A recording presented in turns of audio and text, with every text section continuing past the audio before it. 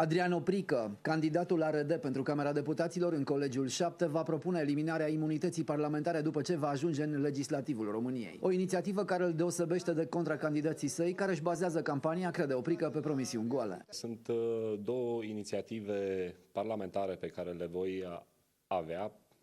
Prima legată de continuarea programului de reabilitare termică, a doua legată de contorizarea individuală și mai este încă o inițiativă, prima pe care o voi avea în momentul în care voi ajunge în Parlament, este vorba de eliminarea imunității parlamentare, mult râvnită de mulți dintre contracandidații mei. Candidatul Alianței România Dreaptă consideră că ceea ce îl reprezintă cu adevărat este ce a făcut până acum pentru brașovenii din cartierul Astra, ale căror probleme le cunoaște pentru că trăiește în mijlocul lor. Văd că este la modă acum să spui că ai un program electoral, să spui că vei face totul, ba chiar mai mult decât atât. Eu nu am un program electoral, eu am o listă de probleme concrete cu care mă duc în Parlament și încerc să rezolv aceste probleme și răspund în fața oamenilor pentru acest lucru.